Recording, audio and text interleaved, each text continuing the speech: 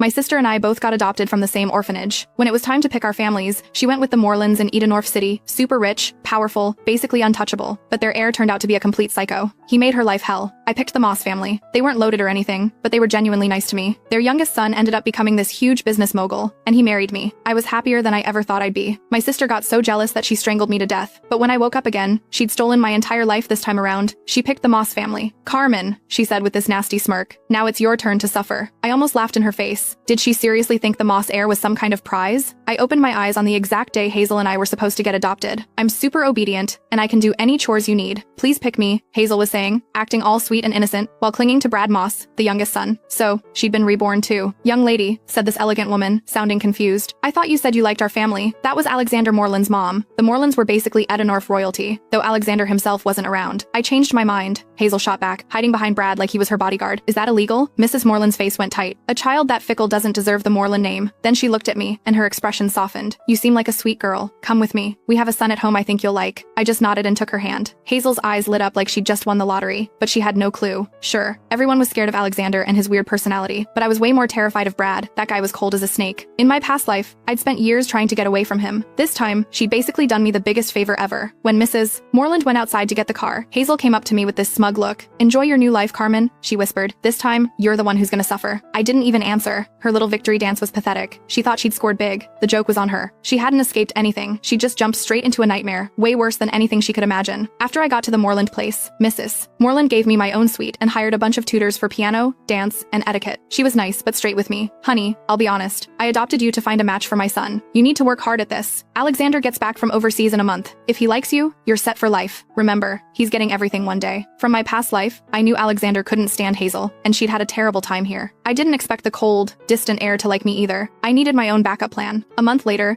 the Morelands threw this huge party to welcome Alexander home. All the big shots in Edenorf showed up, including the Moss family since they had business connections. Across the ballroom, Hazel spotted me right away. She was wearing this white dress, trying to look all innocent, and came gliding over with a sharp smile. Have fun tonight, Carmen, she whispered. This is gonna be the most humiliating night of your life. I remembered this party from my last life. That's when she first met Alexander. He'd taken one look at her, made a disgusted face, and told her to get lost in front of everyone. She'd clung to him anyway, announcing herself as his future wife. He'd literally kicked her away. But I'd been reborn too. I knew how her story ended, and I'd already planned something different. Hazel was waiting for me to get humiliated like she did. She was in for a shock, but she was about to be disappointed. Right before Alexander was supposed to make his big entrance, I caught him in a private study. It was our first time meeting. He was way taller than me, seriously good looking, and had this cold, don't come near me vibe. Yeah, he definitely wasn't easy to approach. I handed him a document. I know you just got this new project, but you're not sure what to do with it. Here's my proposal. I guarantee it'll make money. I might have grown up in an orphanage with just a high school diploma, but I